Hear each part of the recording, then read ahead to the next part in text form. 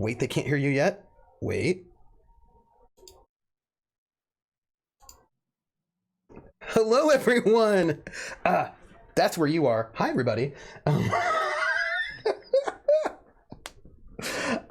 So now I can look at you and I can see you. Hey, everyone. Are you burning the chat down? Well, why are you burning the chat down? They were trying to decide whose chat to set on fire, because in Random Tuesday's chat, when she goes away from the keyboard, then they set her chat on fire. So of course, in my channel, when I go away from the keyboard, we set Lauren's chat on fire because obviously, right? Obviously. Yeah. I mean, what else would you do, right? And so then if we're on break, then they set Lauren's chat on fire. Well, no, they were talking about possibly setting mine on fire, that's and then fair. they were talking about possibly going to their own chats and setting those on fire. And I don't know, I just used my hydrate emote to make sure that my chat was good and soggy and not very burnable. Fresh and ripe. Hey, everybody. This is, Talking with Trooper. We're talking RPGs, and we have a guest, and our guest is AnnaGeeks. Oh, I can't wait. Oh, wait. No, that's me. It's been a really long day. I want to introduce you a little bit before we start chatting, and then you can also introduce yourself, but I want to introduce you first. Okay. AnnaGeeks is a trained game designer. True. Game designer. I mean, both, technically. Both, game developer and a game designer. Also has been a partnered streamer for, 5 years? 4. 4 years. Full-time broadcaster for over 5 years, partnered streamer for 4. What? Amazing. Also, I think that you were called an alpha geek in the Seattle area. A what? An alpha geek in the Seattle area.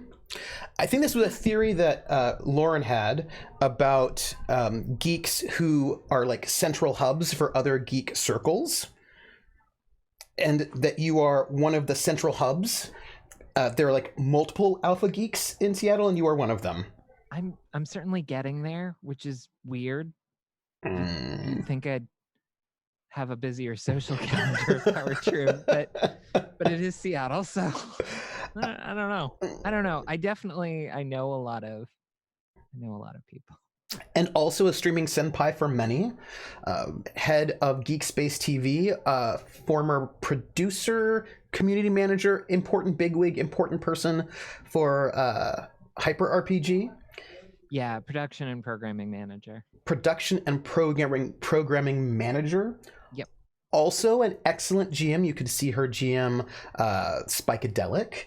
And a wonderful player. She was a guest player in my Night Witches, but also was in some of the Good Society RPGs. Longtime RPGer. Been around since the old days of back in the D&D days. Yeah. And yep, I've playing D&D since 2nd edition. No, wait, sorry. Not 2nd edition. I meant advanced. Yes. Dungeons & Dragons. And I think also an elf.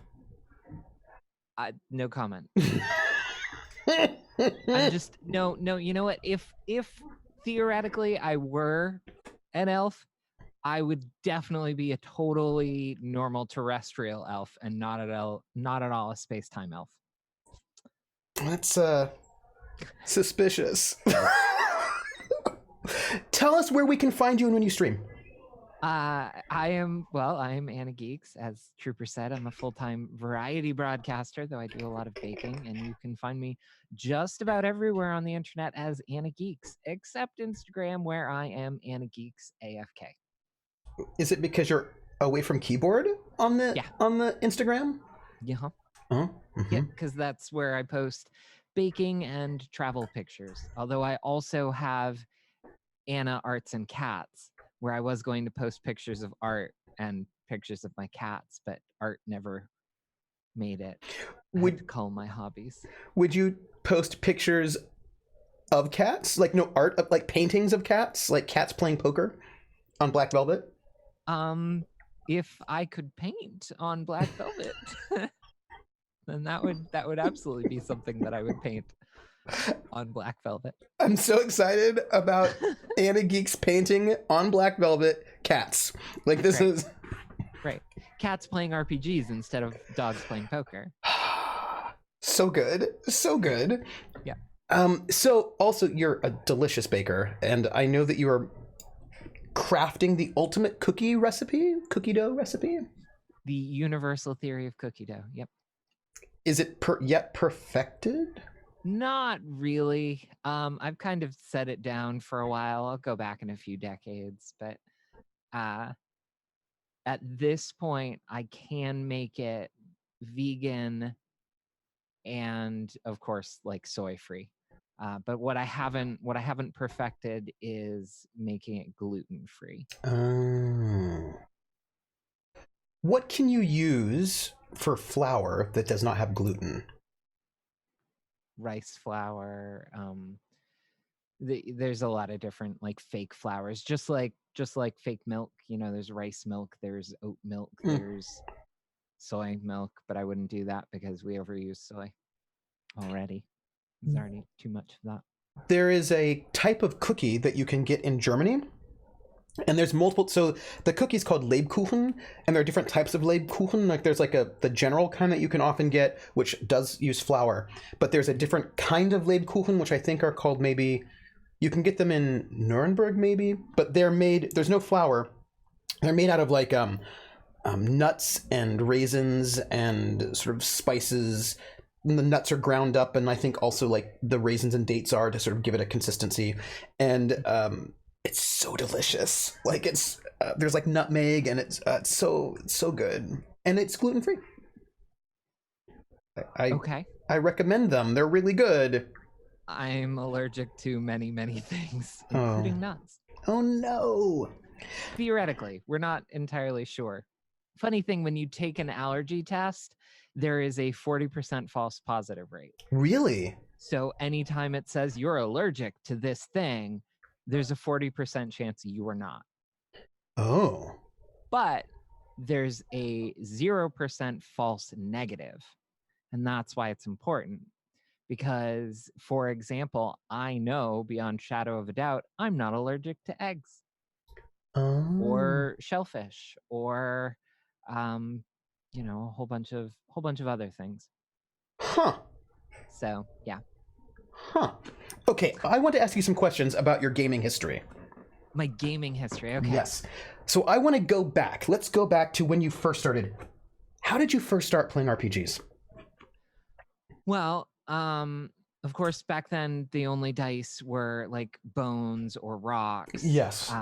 So they weren't really a good variable thing. So that ancient Roman die that we found was like one of the ones you had later? I mean, that was an early prototype, yeah. So, no, I started when I was very young, and so the elf thing. I should explain the elf thing. As a woman on Twitch, you are frequently asked a series of questions that generally men are not asked, such as, "How old are you?" And my opinion is, why does it matter? What difference does it make? Regardless of gender, right? We've got a thing. Yes. Who is it? Modus is hosting us. I'm gonna give you everything. Sorry, that was thank you for the host, Modus. I need to actually turn that up higher. I think that'll go. Modus Marone. Modus Marone. Thank you, Modus. Modus Marone. Thank you for the host. You were saying about the elf thing and being asked your age. My response was basically just became, I am ageless and eternal. And the whole elf thing came from that. So the reason that I bring that up is because I'm going to narrow it down by being honest and telling you that I have been playing RPGs since I was about 6 years old. What?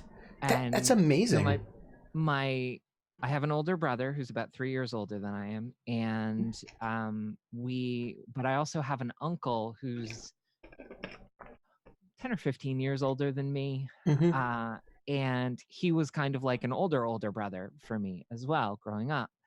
And so we would go and visit, and he was in the military for a while. He got out of the military, and an apartment in the same building that his mother, my mother's mother, lived in was available. So needless to say, he took that. And so he was living in the adjacent apartment to my grandmother. So every time that we would go up to visit her, we would also potentially see him. And that meant that we got to play on his computer, and it meant that we got access to his books. And so that was the start of my love of fantasy and science fiction. That's why I have a very particular set of Lord of the Rings books that I want to get. I've already got a copy of The Hobbit that is the exact same edition. But I want, there's this little box set of The Lord of the Rings that was like, this is the one that I want. I'll get it eventually. And was it the one that had kind of art that was sort of painted, but kind of like kind of watercolory, but not exactly, kind of look maybe vaguely like some of the Japanese sort of, it didn't look like, if you think of some of the Japanese kind of watercolor, but it was like ink lines with kind of like a light water. So. Yeah, I think that was the, yeah. Mm-hmm. Yeah. Mm-hmm. So, read that countless times, like literally I lost count because I was counting. I lost count somewhere around 20. And also we found his D&D books. And so needless to say, at 6, this seemed like a fun game to me. And so I convinced my brother that we should start playing, and he GM'd, and we did it all wrong. Do you choose your stats? Sure. Let's make them all, I don't know, 18? That's the higher end, right? Why wouldn't you choose that? Well, we're not totally sure higher is better, so charisma will be a 16. Just in case. So yeah. So we played that for a very long time. Our parents tried to get us to stop at some point. I was probably like clinically obsessed at one point. But we used to use Legos as miniatures, and we used my brother's model painting pens they're like paint markers, to take the swords and paint them different colors based on what the plus level of the magical item was. Oh, that's cool. Yeah, we went all out. That's amazing. Yep. So what's the next thing? Like, when was the first time you played something other than D&D? Like, when did you start playing with other folks? Like, tell me more. Shadowrun 2nd edition would be the first time we played a different system, but the first time we played with more than just my brother and I would be my uncle. My uncle started playing with us as a player. My brother was always the GM. My uncle started playing with us, and so then we, of course, we were both playing like multiple characters, because you can't really, like, you can have just 2 people, but the systems aren't designed for it, and they really weren't designed for it then. Right. And we were kids. We didn't know what we were doing. So then one of my brother's best friends, and then later on, like, I played with my brother and some of his friends and things like that. So yeah. So what were your thoughts, like, when you were playing D&D back then? What were your thoughts about it? Like, what did you love about it? What did you like? What was the thing? Were there things about it that you were like, I want something different, but I don't know what it is? Or did you know different things that you wanted? Like, what was your relationship to it as you were sort of growing up with it a bit? I mean, it was always very much an escapist thing. I think my inherent biases towards something more narrative based, something more role playing based. But my brother's best friend is a power gamer. And a really good power gamer at that. Like, he can make characters, and of course now there's the internet, so he doesn't need to make them himself. He can just Google it. But so that like fueled my competitive edge and wanting to try to at least keep up with him. Because when you've got a party of characters that are like normal characters, and then you've got one character that's super overpowered, when you're in combat, yeah, that's the only one that matters. Everybody else is just set dressing. And that's not fun. Yeah. It's not fun to play as. So that, of course, led me to wanting to be a power gamer. And I definitely have a competitive streak in me in that way. So that dramatically affected play style overall. So tell me about how Shadowrun came about. Shadowrun was basically, I'm pretty sure, was my brother being like, I want to try something different. Doesn't this sound cool? Oh my goodness, yes it does. So we played, I think it was 2nd edition. Shadowrun was the first one I got in on, and I really liked it. I really liked it.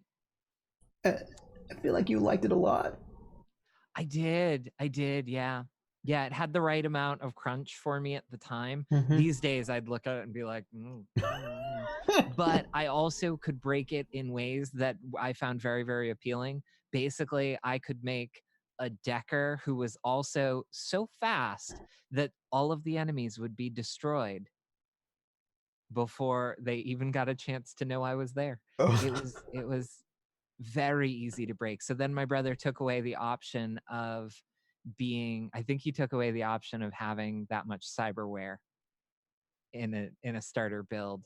So I did it with physical adepts. I did it with magic instead. He was like, we're not playing this anymore. And I was like, I'm sorry. I'm not sorry at all. I'm just breaking this stuff. Yep.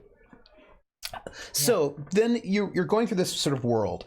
At some point in time, I don't know. It's funny because I think about who you play with, right? And I didn't go to a gaming convention until I went to Gen Con just like 3 years ago.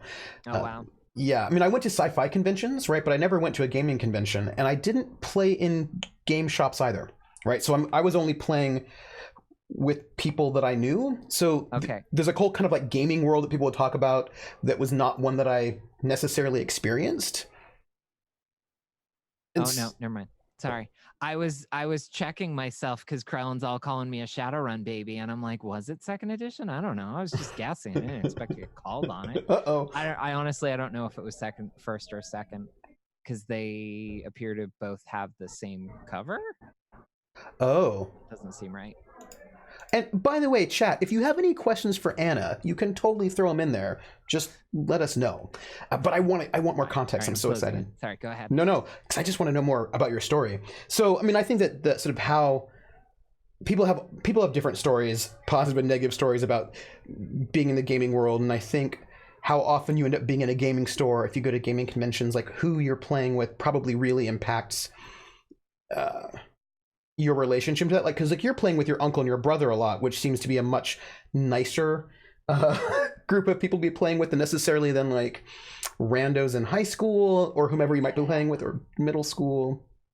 So when I was littler, it was easier to potentially get in on a game store thing, but it didn't really mesh well. And then the older I got, it just got worse. And there was a games club at my high school, and that was decent enough, but they were like, I had already been playing for like 10 years by the time I was in high school. And when you're a new RPG player, it's different. It's a bit different now with Twitch and whatnot, but when you're first getting into, you kind of go through phases of RPGs and what you want out of them. And just about everybody goes through that power gamer phase.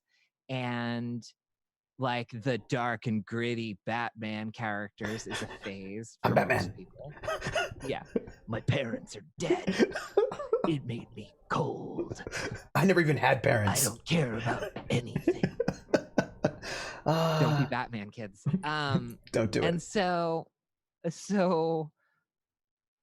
playing with people who hadn't been playing for 10 years and were roughly my age or younger, when I had been playing with people that were older than me, and had been playing for the same amount of time or even longer, it never really, like, it scratched the itch, but just barely. It scratched it didn't make it go away. Yeah. So always just kind of went back to playing with my brother and a couple of his friends and my uncle, and until it was here and there a few years at a time until I came to Seattle and Twitch changed. Well, not even until I came to Seattle, until Twitch changed everything. Because before I came to Seattle, I played in Roll For It, the original Roll For It, which was a pun. They changed their name after that campaign, and but that just changed everything for me. But now this is after you went to school for game dev, yes? Yes. So I want to get to Roll For It and how everything changed, but I want to know about you going to game dev because that's very exciting. So what drove you to getting into game dev studying, and what kind of thoughts did you have while you're there? Tell us about that. That's exciting. I had been waiting tables and doing food service for, like 5 or 6 decades or whatever. And I hated it. I was so burned out. When you work in restaurants, you work for a lot of what I call little big people. Or big little people, depending on your perspective. They're the sort of person, and not every restaurant manager is like this by any stretch. I know a whole bunch of wonderful people that do still work in restaurants, that manage restaurants and so on. But most of the ones that I worked for were this sort of person where they were nobodies. They were nobodies who were really going nowhere, and they managed to get into a management position, and so they had power. Suddenly they had power, and they liked it, and they liked to swing it around and slap it on the table occasionally. That doesn't sound to work with. I don't deal well with people like that. So I was miserable, and at this point I had met my now wife, and she was encouraging me to go back to school. And I noticed that our local community college had a really, really interesting major. And so I applied, and with her pushing, I went back to school and started my degree in travel and tourism. That's not game dev. No, it was not game dev. It was travel and tourism, which is another thing that I absolutely love.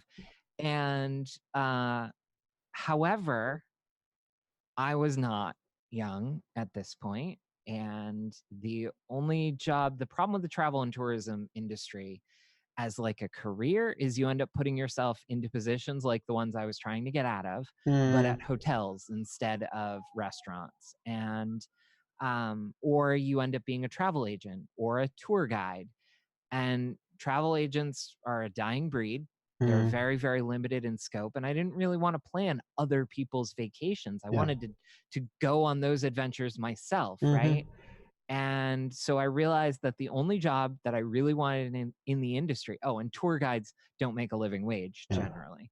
Not really. And so I realized that the only job that I really wanted that would pay a living wage in the travel and tourism industry was one that I was too old for, which is travel show hostess. So at the time, it was kind of like, as a woman, recognizing that while I could theoretically have a show at the age that I was, it was too late to be getting started in show business. So I looked at what other majors the school had to transfer out, and I only needed a few more credits in that program, and I wish that I had completed it, but I didn't. I looked at what other majors the school had, and unfortunately, they did not have the second option that I wanted. They did not have an astrophysics program. You're so awesome. So I'm not even kidding about any of this. They did not have an astrophysics program, unfortunately. So as I'm flipping through the catalog, I'm like, oh, game design. That sounds kind of cool. I should do that. And so I transferred majors and went from classes, travel and tourism, about 80% women, to game dev. I was the only woman in most of my classes. There were a couple others at various points. There were about a half a dozen of us in a program of 130. Wow. And that was something that the college knew was a problem and wanted to work on fixing and wanted my help working on fixing at various points. And like, I did what I could until I got out of school and realized that the pipeline isn't the problem. But that's another matter. So I purely ended up in the game dev program just because it sounded interesting. I love games. I've always been a gamer. And yeah, it was, and astrophysics wasn't available. Just because I'm curious, this game dev training that you had, was it more computer based, or did it also cover board games, and like how broad was that training? Hang on, I'm gonna catch up on chat really quickly. Please. I did not yet see a question. It's good to see you. 5 or 6 decades, Anna is truly eternal. Darn right. Anna was born old, also true. Wait, Anna could have replaced Neil deGrasse Tyson. I mean, I don't want to say replaced, but just saying. So anyway, in community college, a lot of what I actually so I went to community college first, and that was the best decision I ever made, second to getting in a relationship with my now wife. Because I wouldn't have been able to go back to school without her. Like, flat out, just from a logical, non-emotional perspective, I wouldn't have been able to speaking of, she's texting me right now. I wouldn't have been able to, like, I needed her pushing me and being like, no, you just have to fill out the paperwork. No, you just have to go and talk to somebody. No, you just have to fill out more paperwork. Like, I needed her occasional pushes to actually get me to go through with it. And so anyway, the program head at the community college was actually really, really good in that, even though he had never worked in the industry, he had a very good sense of the underlying themes, the underlying concepts behind game design. Doesn't matter whether it's a video game or a tabletop RPG. The mechanics differ, but even that, there's a lot of overlap. So it's more, when you're thinking about a game, there's a lot of overlap there. That said, everything was based on video games. Like, we were occasionally given, consider this as in a tabletop RPG setting or a tabletop game setting, and like, we were reminded that that should be a consideration. But throughout my school career, all of it, especially when I went to a 4-year school, all of it was based on video games. But like I said, a lot of the concepts carry over. Although I suppose there's different issues in terms of production, right? Yep. Yeah. But I mean, most of my classes, because at least when I went to school for game design, and I graduated right before I started on Twitch, so I graduated 5 years ago. Oh, that's so interesting. So you went straight from game dev to sort of starting your Twitch empire. Empire, yeah. If you could call it that. So I don't remember what I was going to say now. Thinking about differences between video games and tabletop for your dev experience. Yeah, I still don't remember what I was going to say there. Sorry, I lost it. It's gone now. So you graduate, and yeah. So I graduate, and oh, that's what I was going to say. Sorry. At least then, nobody had any idea how to teach game design. Nobody had any clue. And I don't know if they've learned. I don't know. But I went to the number 9, varying between, I don't know, it was always a top 10 school for game design, was my 4-year school. And that really highlights for me how nobody knows how to teach game design, or at least at that point, nobody knew how to teach game design. So they taught us a lot. It was very tool heavy. It was very much, this is how you animate in Maya. This is how you animate in 3ds Max. This is how you use Photoshop. This is how you do 3D modeling in Maya. This is how you program in this language, and things like that. There wasn't a lot of actual design of a game until you were doing your senior project and just make the game. Like, it's So they didn't do a great job of teaching that. But that said, something that I was always kind of good at was networking in the indie game scene. And Boston has a very, very strong indie developer scene. Not as strong as Seattle, I realized as soon as I moved out here, but a very strong indie developer scene, and I was pretty well networked in there. And so by the end of or by midway through my senior year, like I was already planning a bunch of projects with some very notable names that pretty much all of you would recognize at least one of. And they were looking to me to be the producer, to be the like the head, because that's how I had oriented my education. Like I knew going from classes that were 80% women to classes that were 1% one person woman, I knew that I was going to have to run my own studio. I knew that I was going to be finding myself in the same situations as I was in with restaurants, not really wanting to deal with working for the same kinds of people and whatnot. So I knew that I was going to have to start my own studio. So I kind of geared my education towards that. And so here are these notable devs who had made games that you would recognize the name of most likely, and Tetris, they were looking to me to Pong. like head up a project, and I got hit with a massive amount of imposter syndrome. And around that same time, Allie's middle sister, we were like on a spring break or something like that, all visiting the same parents, and so her middle sister goes, hey Anna, what's this Twitch thing? And I'm like, I don't know, isn't it all just like toxic dude bros and esports? And she's like, I don't know, but I heard that it was like more than that. And I was like, right. But I went and I looked, and I was really fortunate in that one of the very first people that I found was this guy Geek Domo. And his stream was funny. He was interactive. He was a nice guy, like really, really cool, really community driven, community based. And it was not at all what I expected. And so I was like, I got to try this. This looks fun. I got to try this.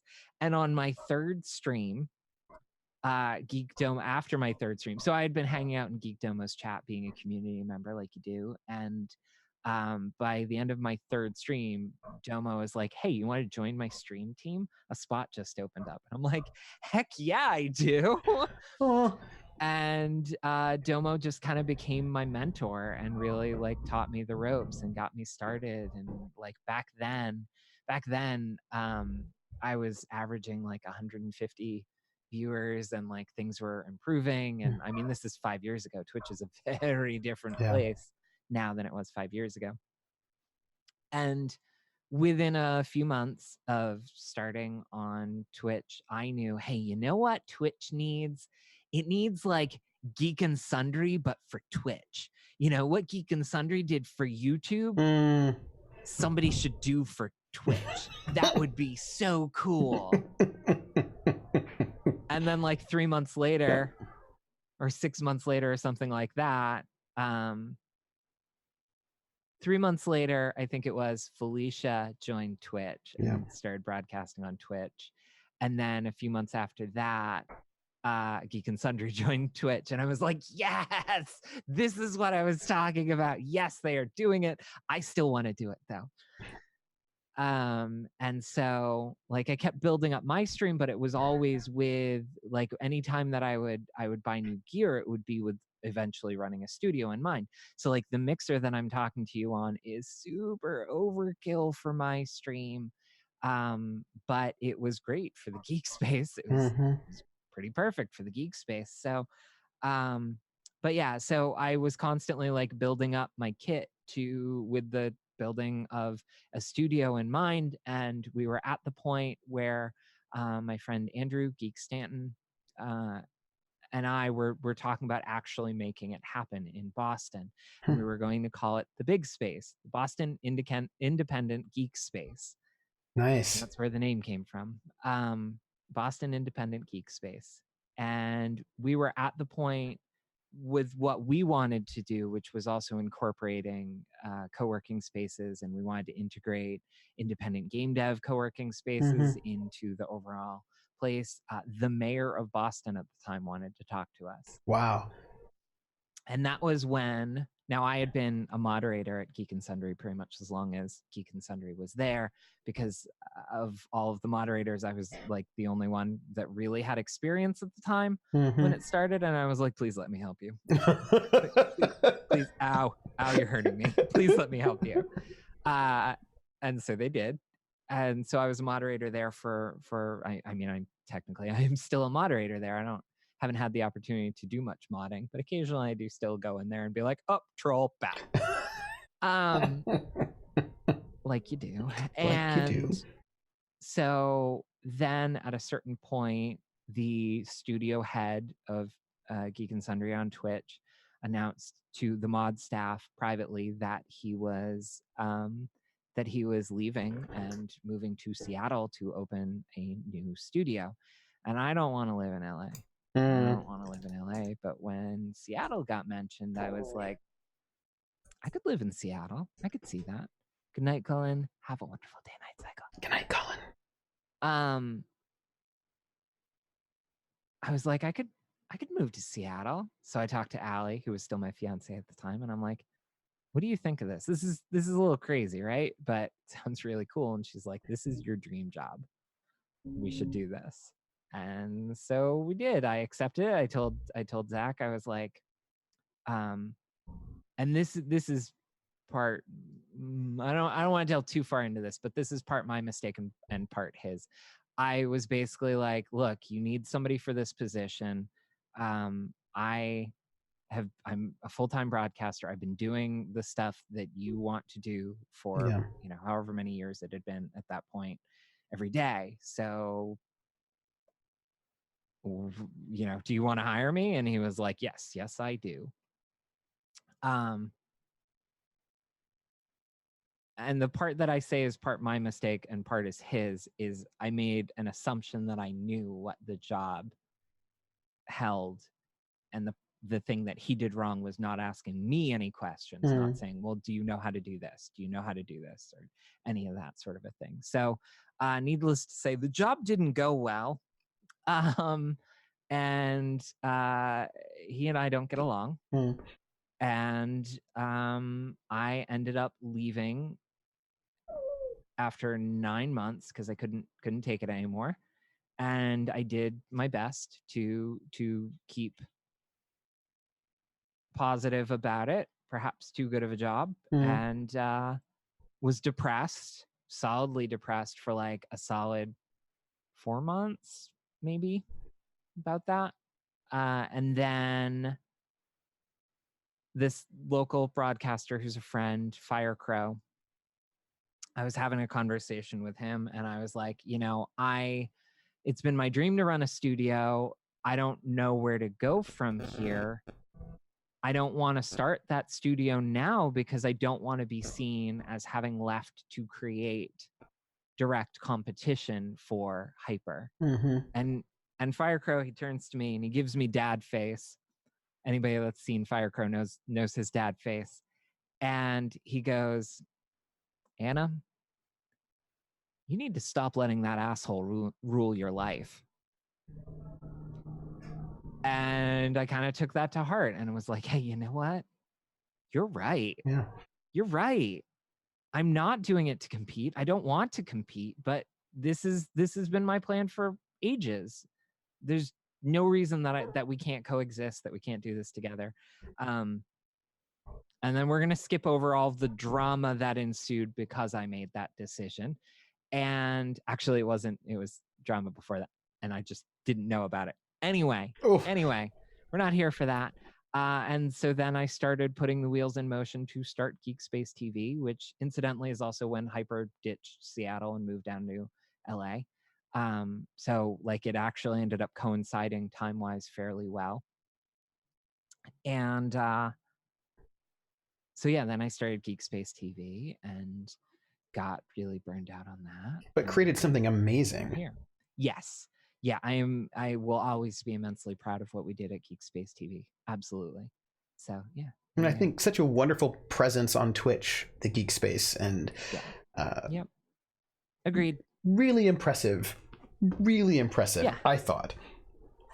So I want to know, what are you thinking about nowadays when it comes to RPGs? Like, where is your mind when you're thinking about the kinds of things you want to do, the kinds of things you enjoy? Like, where are you at? Oh, so throughout my time on Twitch, like Twitch is changing. It's always changing. It changes at a blisteringly fast pace. When I started, we would do raids, but there was no raid feature. There wasn't even a hosting feature. So we would do raids manually.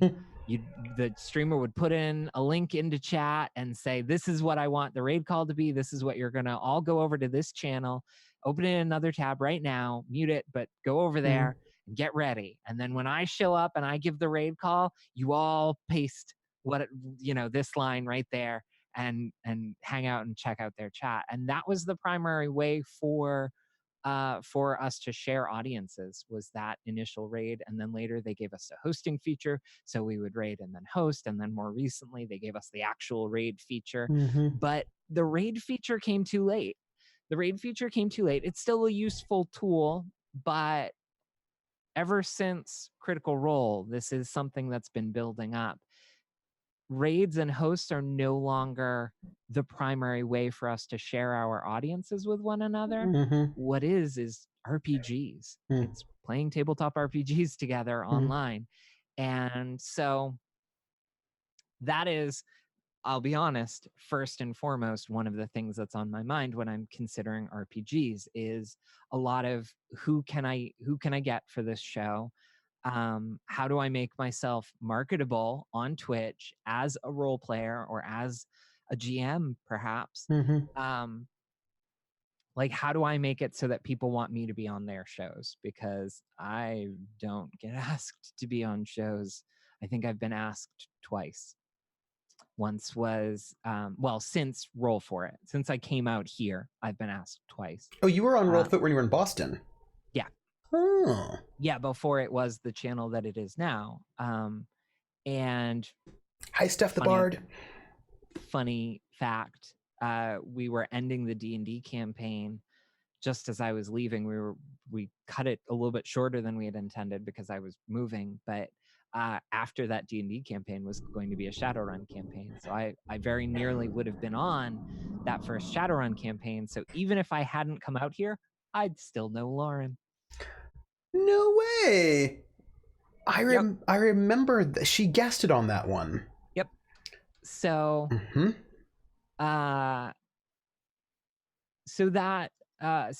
since then I've been asked to be on Mayhem and Misfits, which kind of ended up fizzling out, and I have been asked, I guested once on Layla the Vampire Slayer. That's right. I was asked to be on a Night Witches show that started in like April, March, somewhere around there, but I couldn't because it was directly opposite Worlds Beyond. Yeah. So I was like, I can't do that. So that's it. And people don't, like, I don't get asked to be on RPG shows, and I don't know what I'm doing wrong, but there you go. If I were to guess, I'm just guessing, spitballing, I think it's because you produce a lot. And I think that when you produce a lot, that kind of takes you out of that puts you in a different category. Like, it puts you in I feel like, and this may be completely wrong, but I imagine people are like, oh, you're a producer, and people don't think about asking producers because they just sort of imagine that you're always busy doing all the things. Yeah, that's my hope, at least, is the perception is that I'm always busy. Yeah. I'm not. Ask me to be on your shows. I will say, though, Twitch has changed RPGs for me forever. Twitch is very much closer to how I've always wanted to play RPGs. So playing them on Twitch is, I mean to say. And so I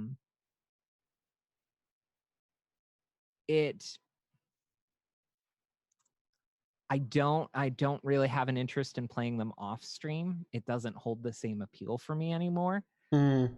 So like it's very much an ask me to be on your show, not like ask me to be in your game, because if your game isn't a show, then it's much less interesting. Tell me about that. That's not like a business decision. That's this is what I love.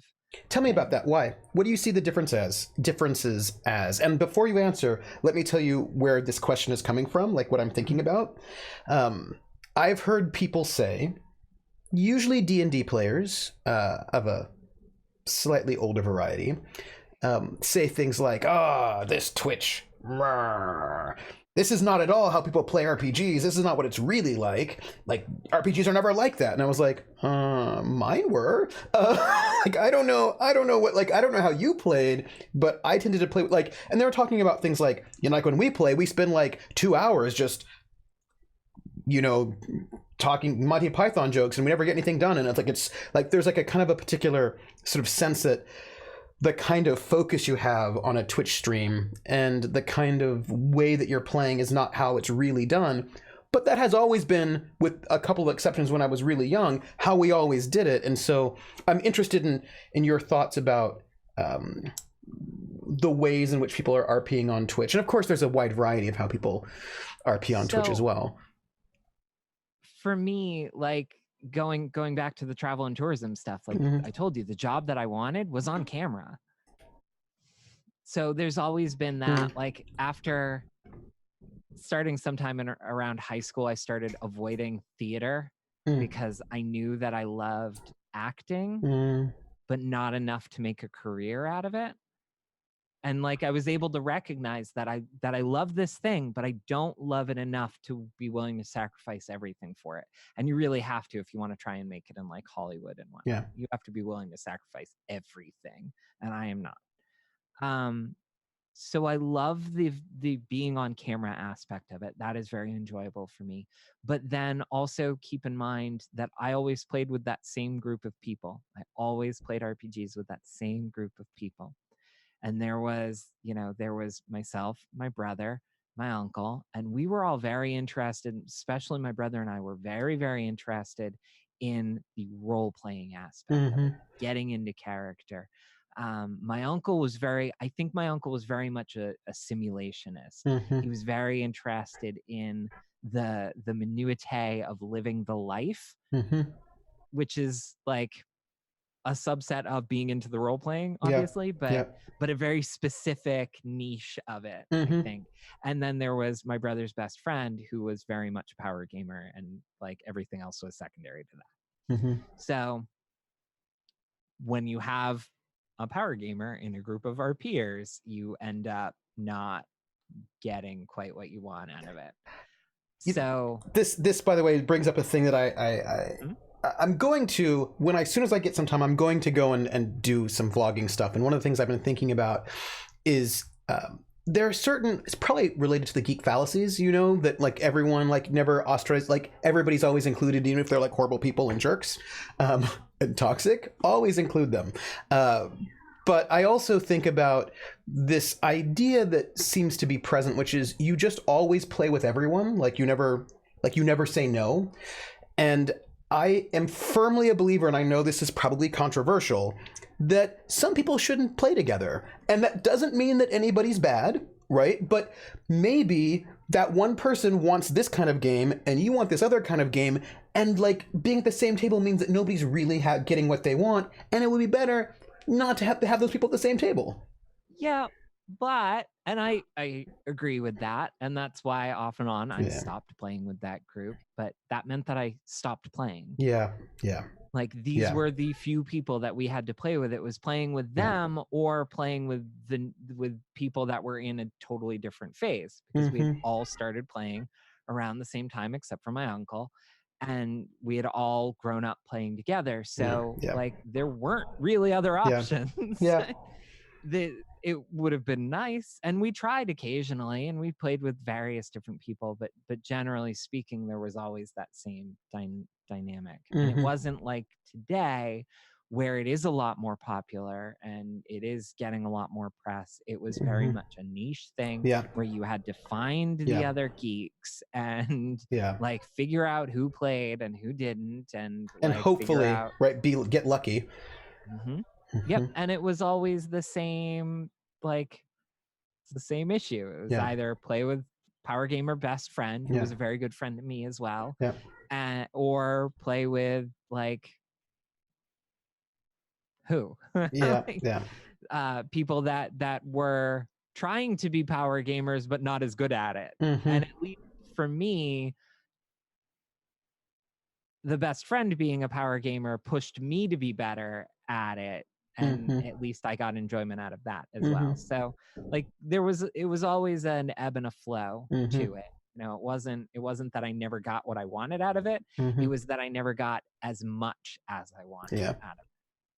I also think, and something I'm thinking about talking about at some point in time, hopefully soon, that one of the problems, and this goes back to something that you had said about nobody knew how to teach game development, and that is, I think that one of the things I think is really great about that sort of indie revolution of the early aughts, right? So Forge onward, is that they were very self-conscious about doing meta-analysis about games.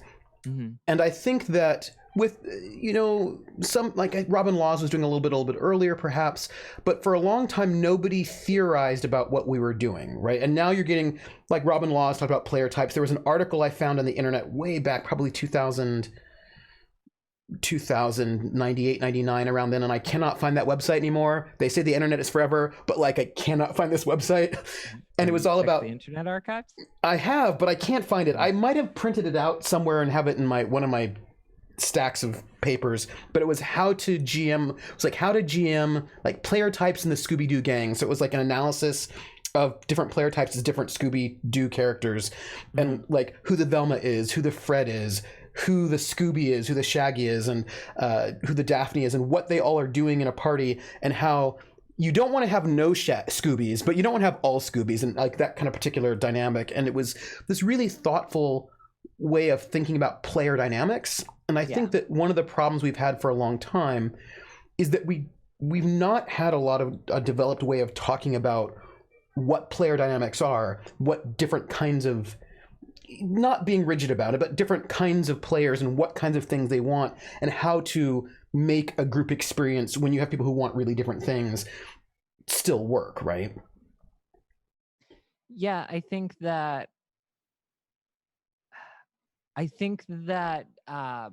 ludology, the study of games in general, is like, it's still, I mean, it's trying to push out of its infancy, but like it's like, even when I was in school for it, it's not taken seriously. It's just a game is such a common phrase in our language and in our society, and it's like, but games are really important.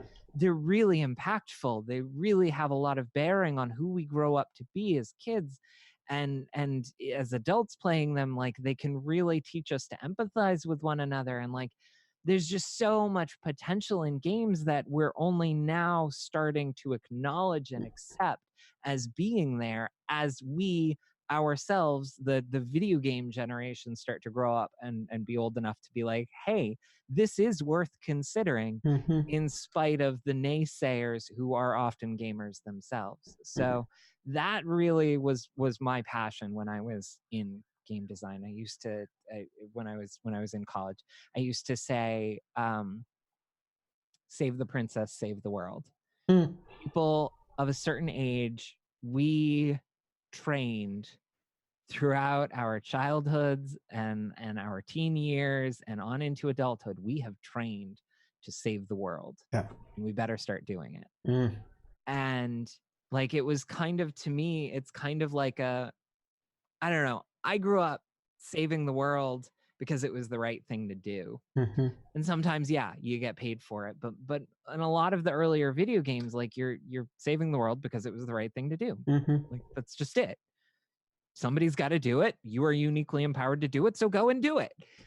And that's the premise of so many earlier games. And so I feel like I mean, this is talking about much broader things, but I feel like we created this sub generation of people that trained to save the world, and we were kind of like okay, there's nothing major that we need to do right now, and that has changed in the last few years. But like, we were all left without an action item, right? We were left without a quest. We know that there are things wrong in the world, but we don't know what. There's no quest giver telling us how to do the thing, how to fulfill the quest goals. Like, we know that there are problems, we don't know how to fix them, and we don't know what the steps in that process are. And that's really the problem of our sub generation, I feel like. But I'm rambling now. Can I go back to power gaming and early video games for a moment with this metaphor you're talking about, save the princess, save the world? Do you know what's interesting about early video games? So I'm thinking arcade games and things in that style, and also early power gaming. So think about AD&D. Even if you're not a power gamer, still early AD&D. So you have to save the world, right? But it's not easy. One of the things that you learn about the early video games, you have to you're thinking about Pac-Man or Ms. Pac-Man, right? Yeah. And you're going up through that thing, and it's hard because the ghosts are after you. And if you clear that level, there's another level, and it's harder. And you just keep going, and you might fail, but then you've got to put that quarter back in and go in again. And there's something about a kind of the difficulty of it, and the idea that you have to keep trying, and you have to keep going that over and over again. And I'm even thinking about early D&D, where early D&D, it was brutal. You're like, well, we just died at level 1. Well, we have to get up, right? My wizard has 1 hit point. Oh, I had a wizard with 2 hit points. And that's before the Constitution modifier. And now it's 1, right? Because my Constitution modifier was not good. Yeah. And I remember, I was thinking about, because there's a sort of a move. I've been reading various sort of game developer blogs, sort of philosophies, saying that we should get rid of failure, because failure is not fun. When people play, they want to win, they don't want to fail. And so failure, to get rid of, I'm sorry, I'm just saying, I've got no, I know. Yeah. I think we agree that's such a terrible concept. Because also you learn when you fail, right? Part of the, you learn more when you fail than when you succeed. Yes. And also, I also think some people have never had to fail, and they get all the things that they want all the time because of a lot of privilege, and maybe they shouldn't always get all the things they want all the time. And just thinking about perseverance, and I was thinking about the ways in which, having to learn how to work through systems, right? I remember I was in this brutal game, and it was so bad. It was that two hit point magic user with, light and sleep. Those are my spells. And hey, whoa. Light and sleep? Where's magic missile? I didn't have it. No. You gotta swap out light. I know. Carry a torch, buddy. Be an elf. Have infrared vision. Have dark vision. And there was a fire trap, and the dungeon master, because it was back then, was like, your spell book has burnt up. And we were in a dungeon, and I could not then refresh my spells. So I was a magic user with a dagger and a robe and no spells. That's a terrible GM. Terrible GM. And I was like, okay, so I'm in a space where, and this is also just so you know, and this was not actually rules, but this is how the GM was doing it. You only got XP for killing monsters if you did the killing blow. Wow. Yeah, so I was not getting XP. And other people were getting XP, and I had no spells, and I had nothing. And I could have said, you know what, this is miserable, I'm just leaving. I'm out, I'm gonna not save the world. And what I did instead was I was like, I'm going to read every word in the DMG in the player's handbook. I'm gonna see what's there. And as it turns out, because the game design back then was not so great. Krell and I agree. So what happens? It turns out that grappling in AD&D First Edition is based on your armor class. So the less armor you're wearing, the better you are at grappling. So I was like, interesting. And so my magic user with crap strength, crap constitution, just grappled everybody to submission. And I was like, that's it. And it was like this moment where, when presented with this really kind of unfair and messed up adversity, what do I do?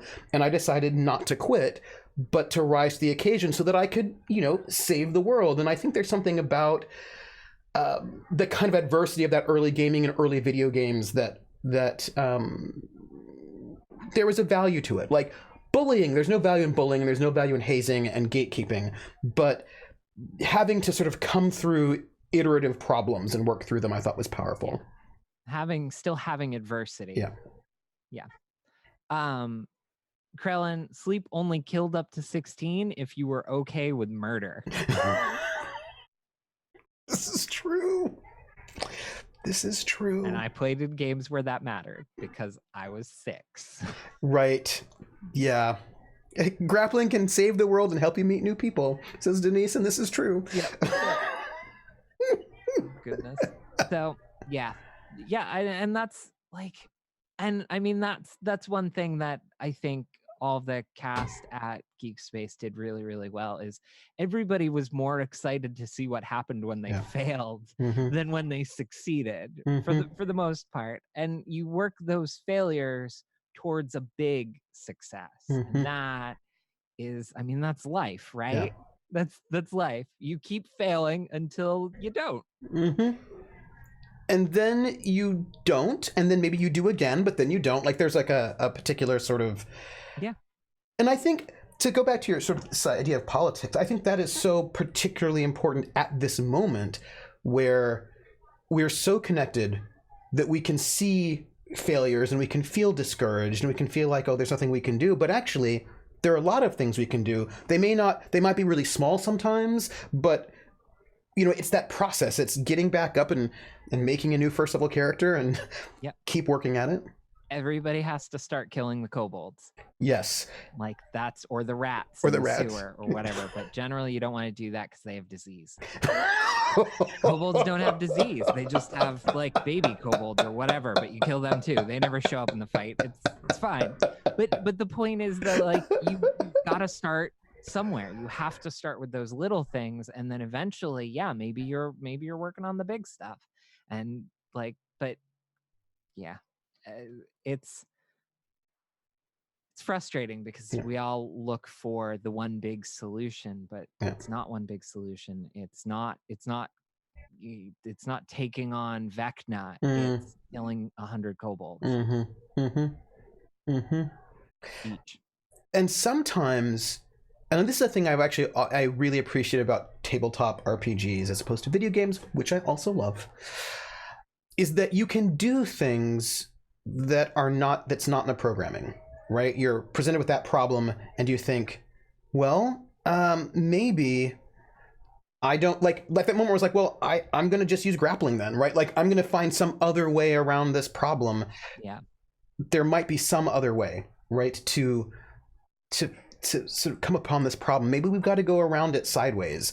Maybe we can use teamwork in some different kind of way. And maybe I cast light in your eyes and like right in your face. And that's my one way out of this. On the back of their eyelids. No, you can't do that. Dang it. I actually think I had that conversation in an RPG on Twitch. Well, you can do it on their helmet, right? And if they're wearing a helmet, you can do that. Just try to work it out. Yeah. So how are you feeling about the current RPG space? I need more context. Well, we're in, let's see, where are we at right now? I mean, it's an interesting moment, right? That we have, we had that sort of indie revolution, that sort of story game narrativist indie revolution starting with the Forge in the early aughts. And now we've sort of we've not moved past it, but we sort of matured where we now have some really interesting story games coming out. Some people still argue that those are not RPGs, but whatever, move on. The rise of the OSR, the old school Renaissance. And then we have the revival of D&D, right, in this sort of massive popularity thanks to Critical Role. And we have, we had Stephen Colbert, right, playing D&D with Matt Mercer on TV. And, I mean, right, of course, it's not like D&D was well known in the 80s. There was a cartoon and Satanic Panic right? Yep. Wasn't necessarily known in a good way, but it was known. But it's like being revived again. I think people were worried about whether or not it would survive, and now it's back strongly. So what do you think about the current state of the RPG world? And I think that I think it's really interesting because as a whole, the tabletop RPG industry, tabletop publishing industry, like moves really slowly. And for that to be what's becoming popular on Twitch, which, as we discussed earlier, moves at a blisteringly fast pace, is really an interesting sort of like thunderstorm, right? High pressure, low pressure. So, like, I know Shadowrun, I know Catalyst just came out with a new version of Shadowrun. I haven't gotten my hands on a copy, unfortunately. I would love to, because I want to see what they learned and implemented based on making it more Twitch friendly. Because I think that the bigger publishers that are able to do stuff like that would be, it would be absurd for them not to keep Twitch in mind when they're building an RPG, to not at least consider the free advertising they get out of people playing it on Twitch. And so I think that is fueling a lot of this renaissance, but then you also have to look at like the politics aspect, which, you know, I hate to talk about politics, but do it.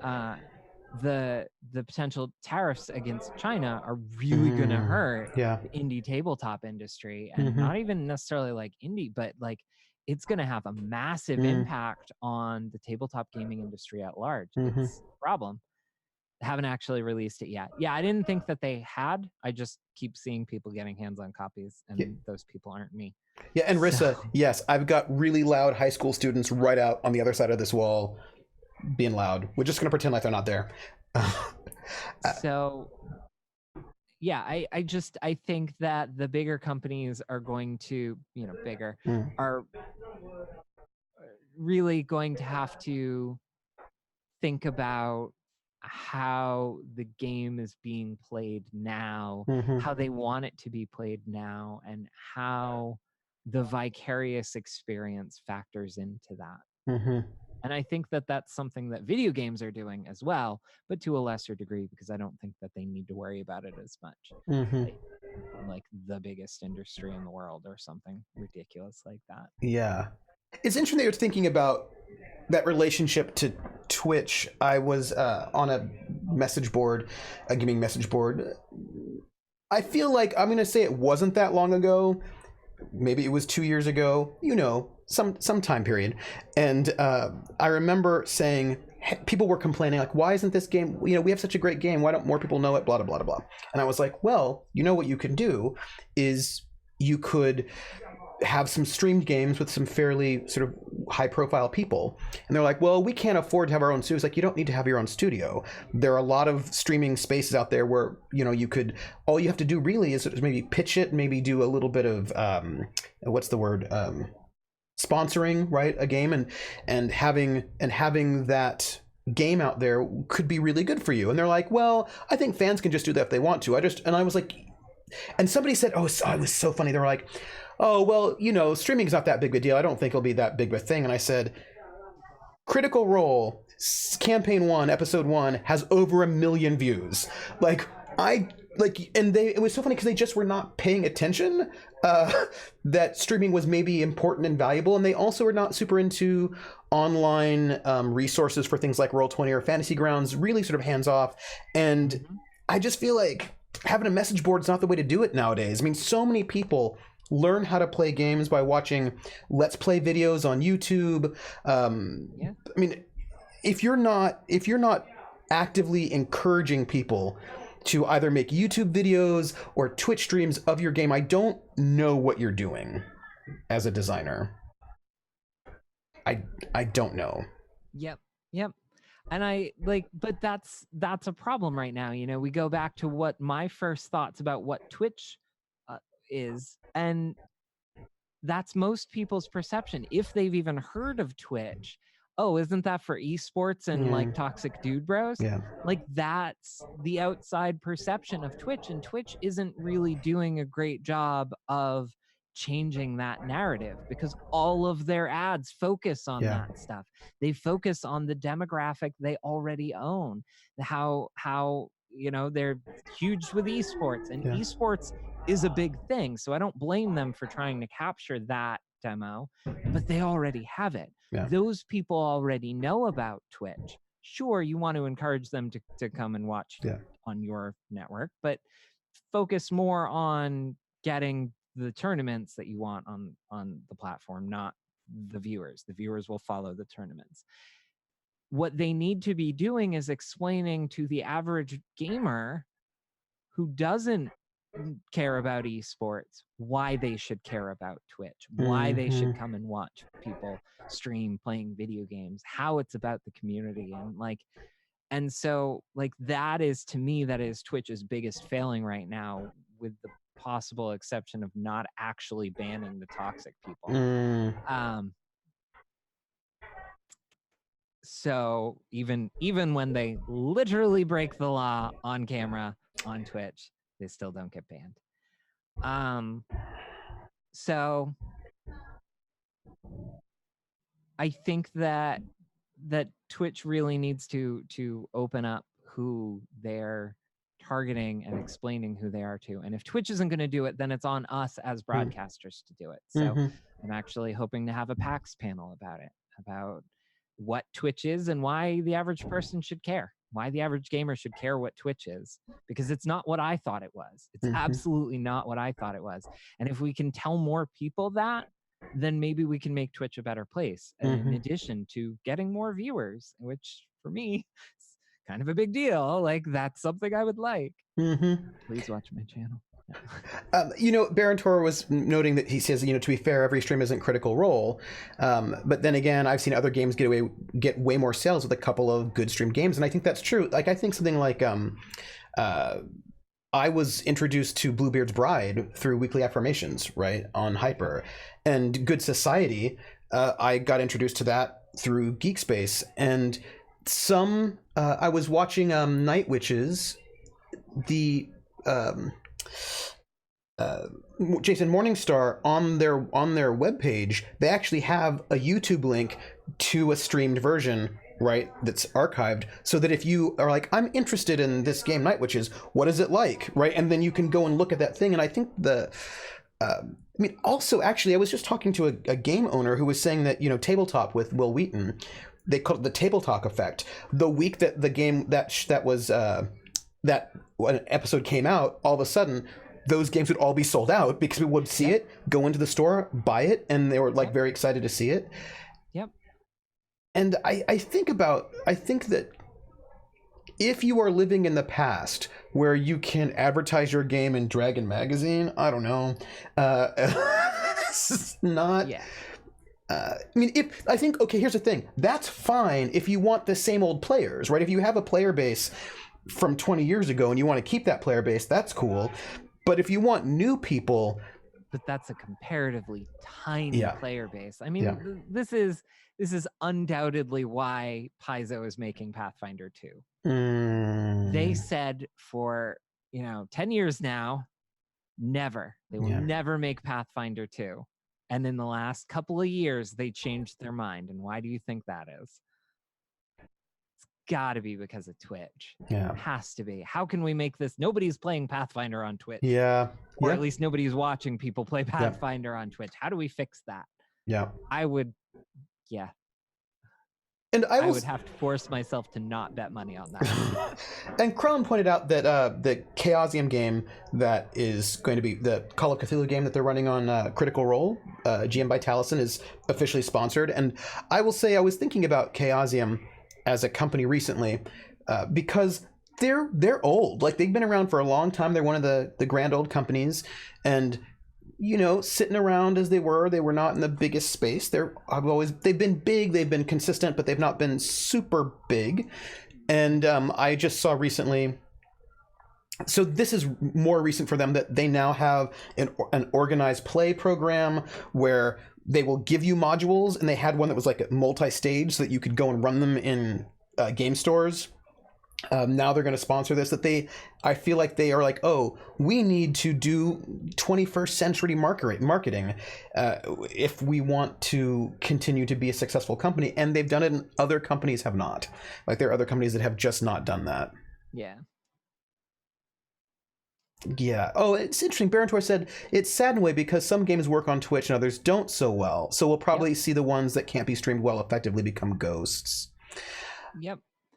I will also, I believe Critical Role swapped from Pathfinder after like a month or so of streaming on Twitch and realizing that it wasn't suited to it. But I do think that they were still playing Pathfinder when they first started. I could be wrong about that though.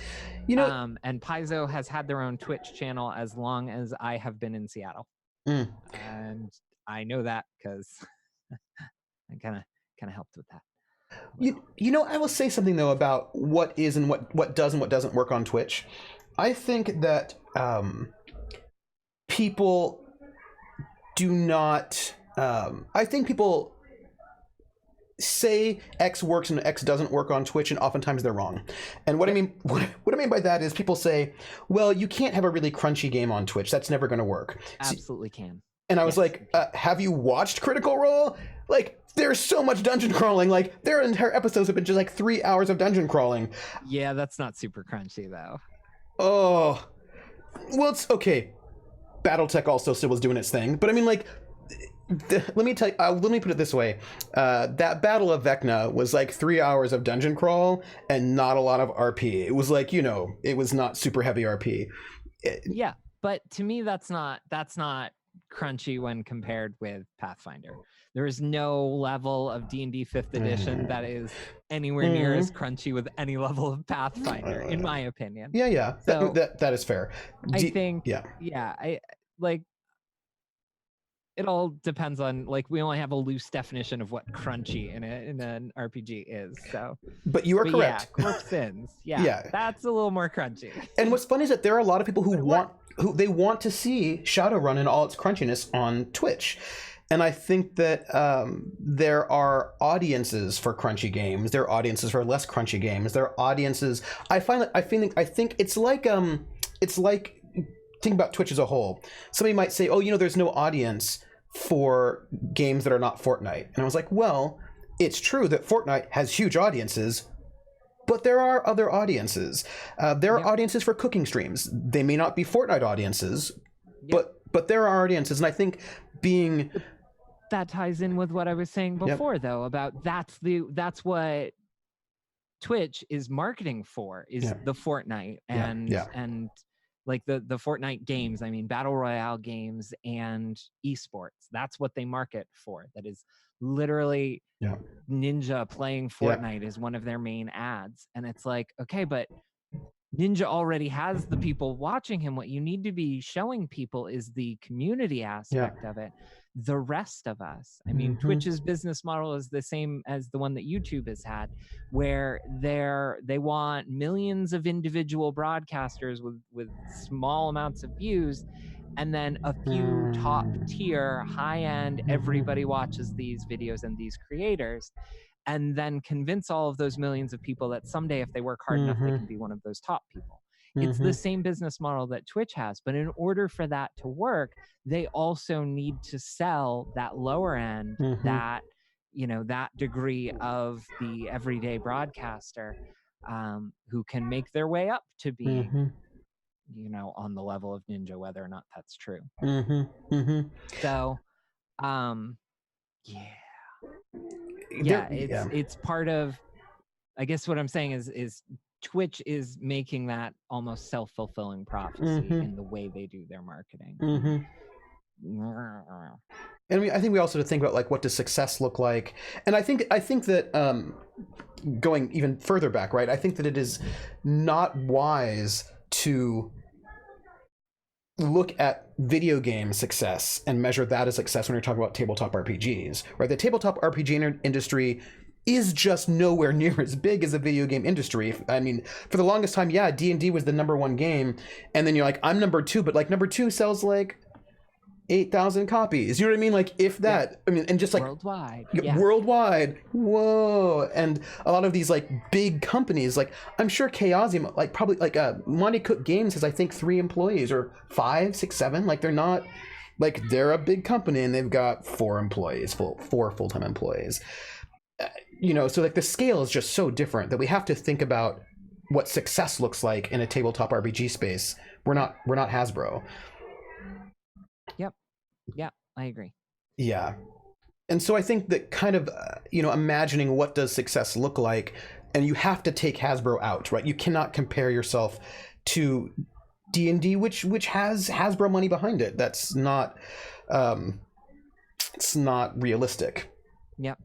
And I think it's tricky because D&D is so many people's first RPG, and it's also for a particular style of play really easy to reskin and make it work for whatever you want it to work for, as long as it's relatively close to a certain play style. Mm-hmm. So that's good design on their part. Mm-hmm. That's absolutely good market manipulation, design mechanics all rolled into one. But at the same time, I think there's an element of we're both seeing people wanting to branch out and find things that are more specialized for the show they want to make, but we're also seeing people still trying to get WotC's attention. Yeah. And still trying to get them to be noticed and retweeted and hosted and all of that. Yeah. And I don't blame them, but Baron Tor notes like D&Ds to RPGs as WoWs to MMOs. And because when WoW does its thing, everyone's like, can I make the next WoW? And you're like, no. You probably can't. No, you can't. And you should stop trying. Yeah. Because that's not going to get you anywhere, really. Not going to happen. Wizards does a wonderful job of keeping WoW up to date with the latest shiny. They do a great job of that, and so they're not going to get dethroned. No. By another WoW. Krellin says everyone that wants WoW already had WoW, and like this is true. Exactly. Yeah. Yep. But I do think that I think there's a lot of opportunity and possibility. You just have to rescale and be really realistic about the kind of environment that you're in. Yeah, Pumpkin notes, D&D is also the thing that people think of the genre of. Are you familiar to D&D? Do you want to play a game with me that's not D&D, but it's similar and set in? Right. And it's the same problem that with Twitch labels, right? The label's D&D. Like Dungeons and Dragons is the category. And they've added tabletop RPGs, but without removing D&D, it was doomed to fail. Yep. I tried to tell them that. I did. I tried to tell them, and I don't think they cared.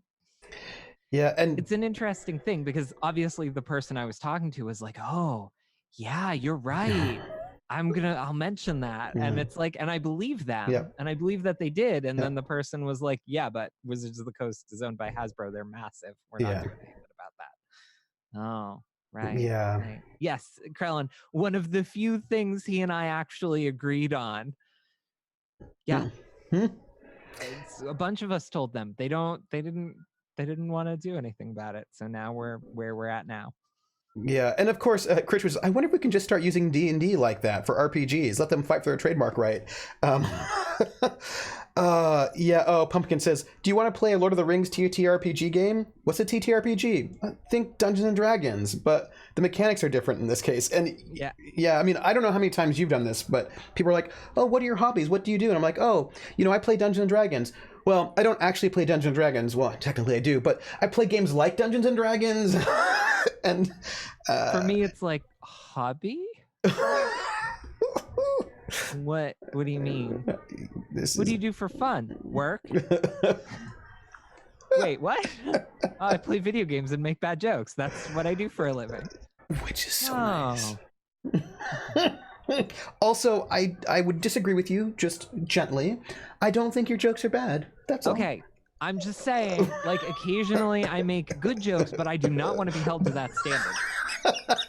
That is just not, that's not fair to me. It's not fair to you. That is not a standard I should be held to. I make bad jokes. Sometimes I make good jokes, but I make the bad ones for the living. It's fine. You also cook for a living. I do now, yeah. That's true. I mean, I bake. I bake for a living. I don't get baked for a living. That's a different broadcaster thing. Is that TOS? I don't even know. No, if it's legal where you are, then you can do it. Huh. So I want to ask you, since we're coming close to 9. I'm 6. Yeah. 6 for you, 9 for me. So debates are almost on. Gotta go soon. I know that you want to play more RPGs and you want to DM on your channel. Yeah. So actually, Krellin, marijuana is now legal in Massachusetts. Yep. So I technically could also. So I think the question I would ask you is, tell me what are you seeing for the future? Like, what do you see? Because you have been somewhat prescient in things that are coming. What do you see coming, so I can buy stock in whatever? And also, what things are you hoping and wanting and pondering? So the big thing for me is something that so far I've been wrong about. For a few years now, like, Twitch is at an age where when YouTube was this age, Twitch came along and came onto the field, and a whole lot of people who were discontent on YouTube came over to Twitch. And those people that got here first, they're huge now. And I mean, that's starting to change a bit now, where if they aren't producing serious quality content, their viewership is slacking a bit. But it's still, like, it doesn't change that they made a career out of being on Twitch before Twitch was cool. And so Twitch is at an age where we're kind of like, well, okay, well, what's the next YouTube, right? If Twitch is the next YouTube, what's the next YouTube? And I don't see it yet, and I'm kind of surprised by that. There's an argument to be had that it's short videos, very short videos on things like Periscope, Snapchat, Instagram stories, things like that are the next thing. But that doesn't really scale as well. You won't see studios really getting in on that, because it would feel too much like commercials. Yeah. So it doesn't really, like, I don't feel like the next full thing. Yeah, short videos feels like a completely different thing. But then did Twitch feel like a completely different thing from YouTube when it first came along? And I don't know. So, like, on the grand scale, that's still on my mind. That is constantly omnipresent and always has been. What's going to be the next thing? What's the next big thing? Because the people that get there first are going to be the big stars of it. And like, while I don't see myself completely leaving Twitch, like, I want to know, I want to be one of those people. But on the more, but that's where I've been wrong, that we haven't seen it so far, or at least we haven't recognized it for what it is yet.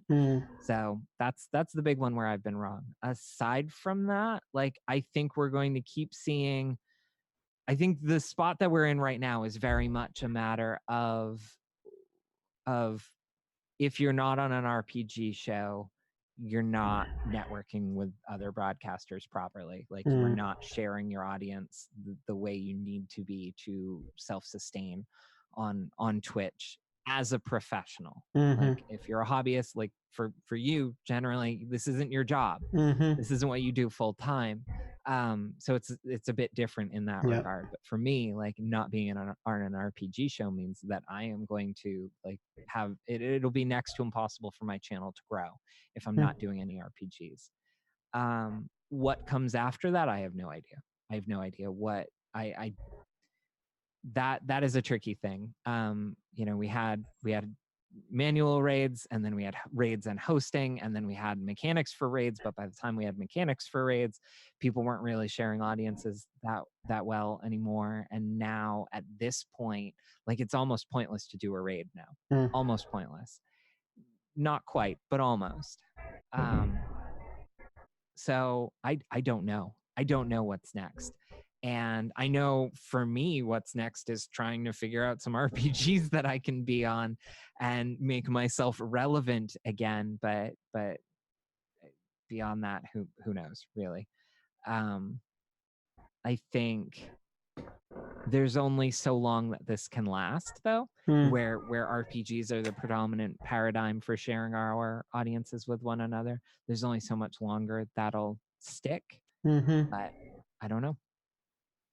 Anna wants to be a big star, confirmed. Yeah, I'm not going to make a secret about that. Yeah, I always have wanted to since I was a little kid. I wanted to be a big star. Krellin confirms what you said, right? A raid never made me a follower. Watching someone on an RPG did. Yep. And I think that's also true for when I get raided, even if it's a decent sized raid, like I will maybe get 1 or 2 followers out of it, maybe. And that's not a sustainable growth thing. That's not even going to keep me the same size because there's so much attrition. So it's, while I still love and appreciate raids, it's more about goodwill with your other broadcasters and representing that goodwill with the other broadcasters than it is actually exchanging audiences. And I mean, I've talked about this at length on my channel, how that audience exchange is critical to sustaining a presence on Twitch. Like it's why we're not competing with each other. We're like collaborating, and that's what makes that difference. So I don't, it's a frustration for me that I don't know what's next. Because I do feel like I'm very good at predicting trends, but not with enough time and energy to be able to act on them when they're relevant. Like the Twitch studio that we did, if we had started it when Hyper did, would still be doing great. But just timing. By the way, thank you, Denise. So I'm just going to ask, and you can be vague if you like. I'm going to try to get some spoilers because that's what I'm going to try to do. Because I heard some little whispers from you.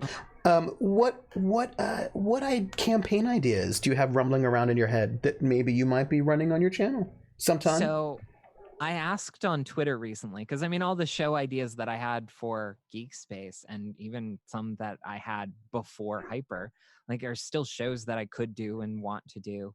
But I asked on Twitter, I was like, if I were to run anything, what would you all want to see? And pretty much everybody that answered, except one person, everybody that answered was like Potterverse. 1940s, specifically 1945, Potterverse. Oh, interesting. Which is a really, really interesting time in the Potterverse. And I'll get to that in a second. But the other thing that people mentioned, and then a couple of other Potterverse people chimed in on, was My Little Pony. They were like, I didn't know My Little Pony was an option. And I'm like, I literally gave you no criteria and said anything. Okay, all right. So apparently people really want to see a My Little Pony RPG show short run. So there's that. That is possible. But Potterverse, you like really, really was a heavy contender.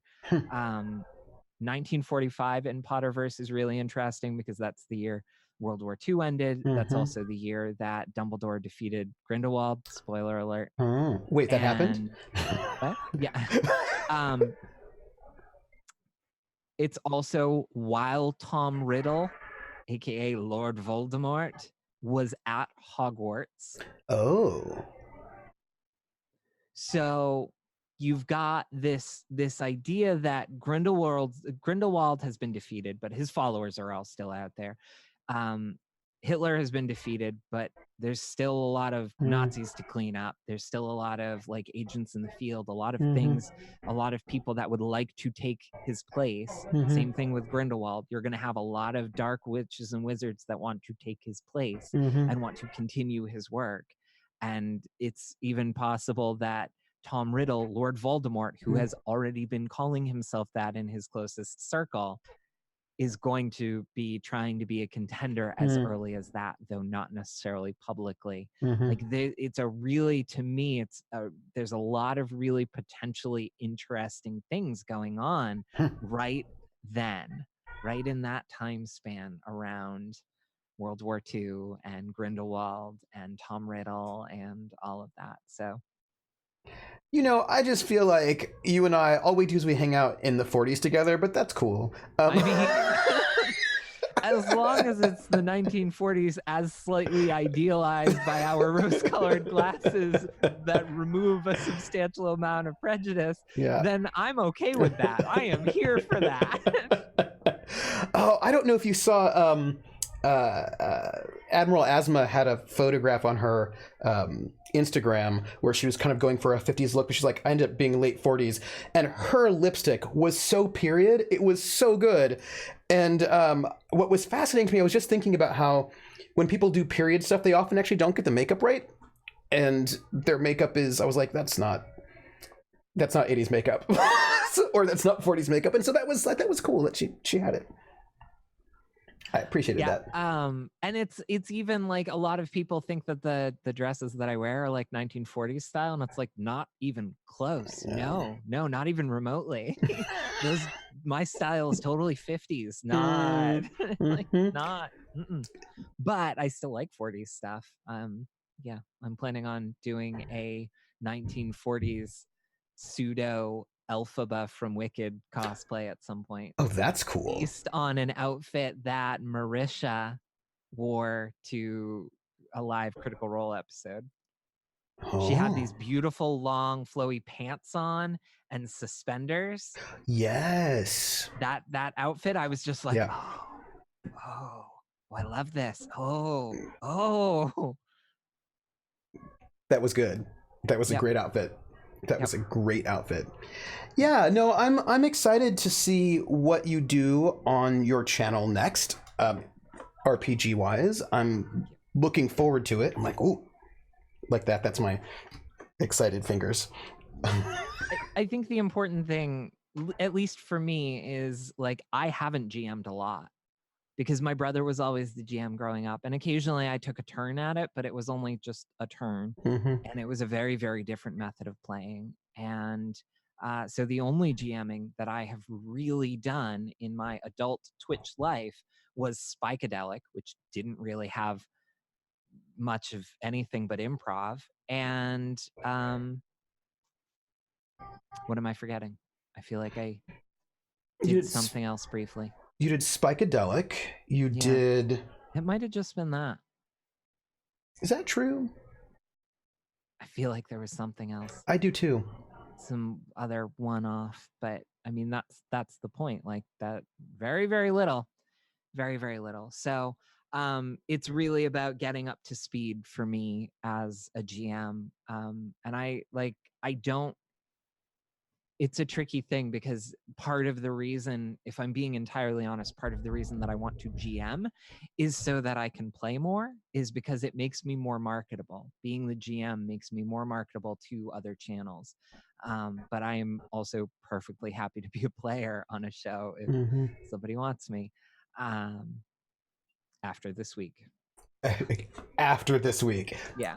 But I do still love GMing. I wouldn't do it if I didn't. I'd find something else to do, focus more on the baking or whatever. But I think GMing opens a lot more doors, proving myself as a capable and good GM that people want to play for. Yeah, it makes me more noteworthy on Twitch. It makes me more useful.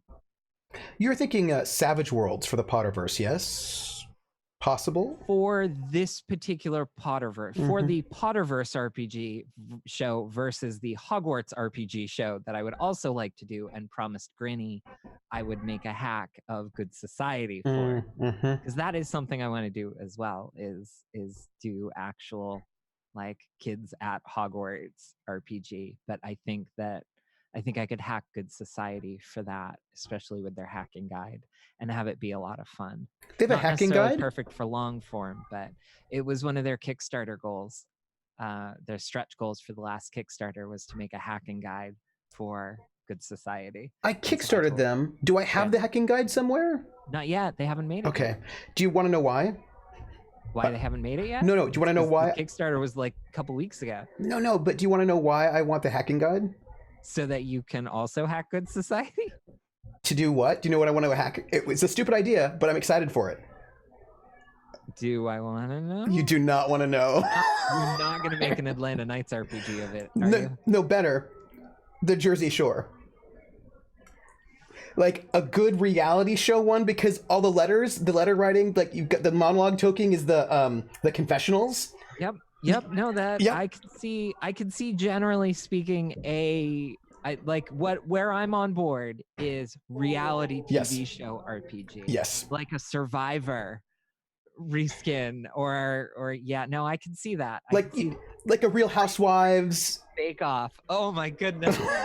Come on, this would be so good. I want Great British Bake Off the RPG now. Right, manner of speaking, Jersey Shore, Atlanta, like Housewives, whatever, because of course, or Bachelor, whatnot, these things, because you've got reputation, the reputation would work, like so many elements would be great, and it would be a reality show. I'm telling you, it would be amazing. Ow. Oh goodness. Pumpkin, that is one of the things that I feel is one of my biggest failures with Geek Space TV, is that I was never able to do a show at a time slot that I wanted it to be at. Like I was never able to get a daytime RPG show going. And for the life of me, we had so many people that don't work day jobs, and then nobody wants to do an RPG during the day. I don't get it. I want to do an RPG show during the day because it's not during the day for Europe. Yeah. There you go. We'll see. How many, so here's my question about that, right? So just a question. You would think that like European streamers would do that, but they often do it on the weekend where it's also still accessible to US folks. Where, like I'm thinking about Roll For It, and they're doing theirs on the weekends, right? So how many European streamers are streaming during the week in the evening their time? I have no idea. Because I've not seen a lot of that. It doesn't really matter if you get. I feel like if you get the right broadcasters, like there's so many great people that stream during the day. I stream during the day, and I'm great. This is true.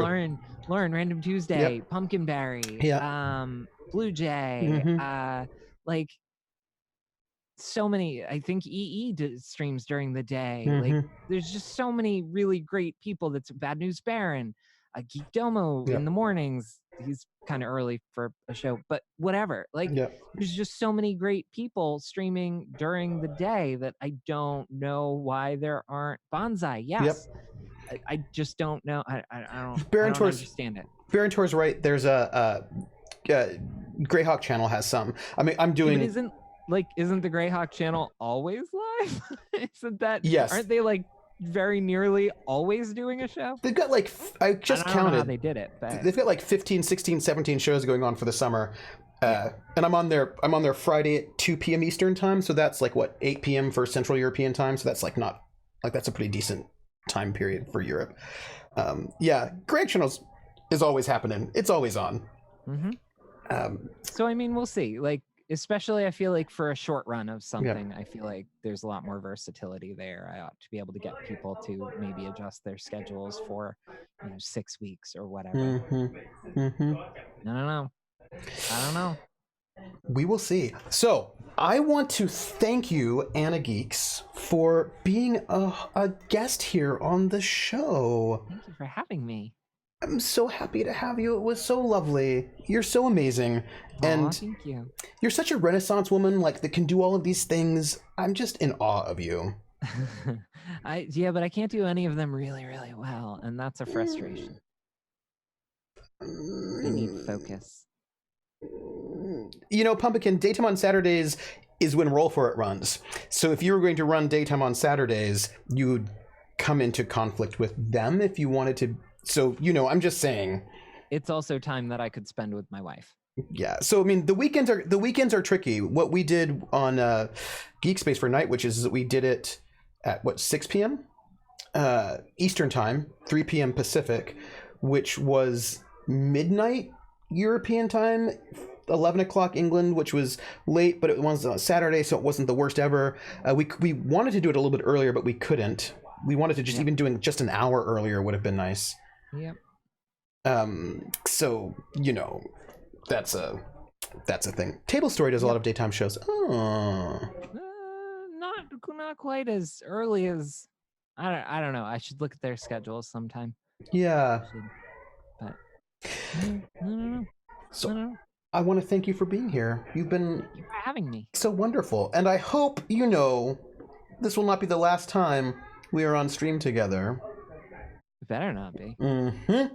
There are plans, you know. We gotta play some RPGs. We have some RPGs to play. What? The name game. I gotta sing, sorry. I said, now let's play a game. I bet you I can make a rhyme out of anybody's name. The first letter of the name, I treat it like it wasn't there. And then a B or an F or an M will appear. And then I say bo at a B, then I say the name, then banana, fana, and fo. And then I say the name again with an F, very plain, then a fee, fi, and a mo. And then I say the name again with an M this time, and there isn't any name that I can rhyme. Crit witch, bo bit witch, banana, fana, fo, fit witch, fee, fi, mo, mit witch, crit witch. And I have no privacy. Oh, I always feel that somebody's watching me. Tell me, is it just a dream?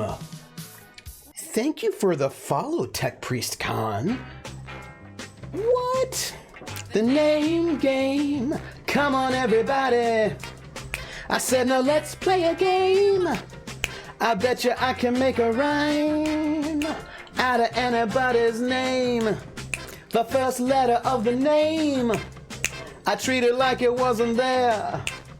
And then a B or an F or an M will appear.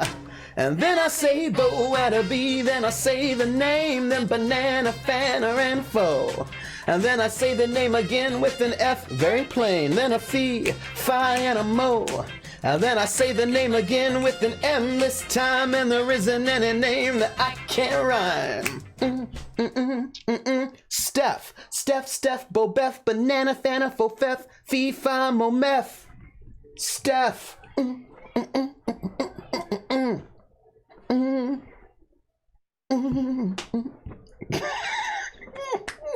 You know, sometimes the Twitch automatically mute music gets me, and sometimes it doesn't. But sometimes it does. I should point out, I can't hear any of it. Really? I cannot hear the notifications. Oh, yeah. No, I was just singing. It's fine. No, I know. But I'm just explaining if my terrible rhythm was even worse than usual. That's totally why. Or maybe you're just like, I don't know what he's doing. He's just lost it. And you're just like, I'll just smile and nod. Oh my goodness. Thank you for the subs, everyone. It's much appreciated. All of that is going to help the empire of bringing forward some RPGs. And I want to thank Arissa, who's in chat right now, who went and let me do a dry run with her off stream so that I can get ready to do, some streams on my channel. Cthulhu Confidential. We're planning on Cthulhu Confidential coming up, and I'm hoping in July, but there's behind the scenes wrangling to do. Kitten herding. Thanks, everyone. It has been lovely for you all here, and I want to thank especially Anna for being here, and maybe we can wrangle her another time to come on, but having somebody who is so giving of her time to the streaming community, who has helped so many people start, who is always so generous with knowledge and thoughts, and somebody who really believes that a rising tide lifts all boats, and one of the kindest and just such a decent human being who believes we save the princess, we can save the world. It has been an honor to have you here, without a doubt. Thank you. I do try, and I think that's you know, when people pay me a compliment like that, I say I try. That's not dismissive, it's an explanation. Mm-hmm. I think that more of us need to try. Yeah. Because it makes the world a difference. And if you fail, just like in Pong or AD&D, you try again, right? Mm-hmm. You try again. So tell us where we can find you and when we can find you. Like, give us your times and days. Currently I am not streaming this Friday, but normally I do stream Monday, Wednesday, and Fridays, and will soon be adding Tuesdays back in. Nice. And on my own Twitch channel here on Twitch, twitch.tv/AnnaGeeks. And I'm pretty much AnnaGeeks everywhere on the internet except Instagram, where I am AnnaGeeks AFK. And that's where I post pictures of delicious baked goods, pastry crawls, and travel stuff. And what time? Streams start at about 9 a.m. Pacific time, because I am in Seattle. 9 a.m. Pacific to about 2 in the afternoon, sometimes later when I have the energy. So there you go. Which is a nice civilized noon for us on the East Coast, and a pleasant, 5 in England, 6 p.m. in the UK, and in Europe. Gibson, if you want to say hello, then come over here and say hello. He's over there looking at me in the hallway, like meowing. I'm like, tell them I said hi. Tell them, Mom. Tell them I said hi. You know how cats are. Cats. Cat says hi. Hello, cat. Everyone else, I'm Trooper SJP. Thank you for being here on my academic foxhole, where I play all the games. What am I doing? This is Wednesday. Tomorrow at 6 p.m. same time. I will be here streaming Night in the Woods, which won the Excellence in Narrative Award from the Independent Games Festival, and for 2018, I'll be streaming that part 2. On Friday, you can find me at 2 p.m. on the Greyhawk channel, where I'm playing my emo dwarf cleric. And Saturday at noon, you can find me on my channel, where we'll be doing Horizon Zero Dawn. I think some big final plot stuff is going on, and that's where you can find me. And thank you, Jer. Jer, our excellent mod here, has a Discord, so you can get the link to my Discord, which is a pretty mellow place. We sometimes explode in conversation, but we're not the biggest traffic ever. We're pretty mellow. And there's an archive on YouTube of all my stuff, which includes links to the Night Witches game that was on Geekspace and some of the other stuff I'm doing. And also, I've got a Twitter, Academic Foxhole, if you want to see me tweeting about random things in a intentional way. Those are the things. And sometimes there are rants about Tolkien on our Discord. It is unclear. That sometimes happens. I mean, that was pretty cool. Yeah. It was good. I liked it. So thanks, everyone. So I will say that, what is today's? Today's Wednesday, right? Yeah, no. Wednesday. That's it. We're good. That's what we're doing. I'm going to go eat some food. I don't know about you. I'm going to go eat some food too. All of you in chat, eat some food. Well, maybe not all of you, but... Yeah, if you need to. And hydrate. Drink water. Hydrate. Eat food. Oh, Hydrate Bot says, eat all the food. I will see you all later, and next week, more Atlanta Nights. Take care, everybody. Take care. I'll catch you on the flip side. Oh, I've got to hit this button over here. Hold on. Hit the button. This is what you need the Stream Deck for. You're right. This is why I need a Stream Deck. Stream Deck, help me. Bye, everybody.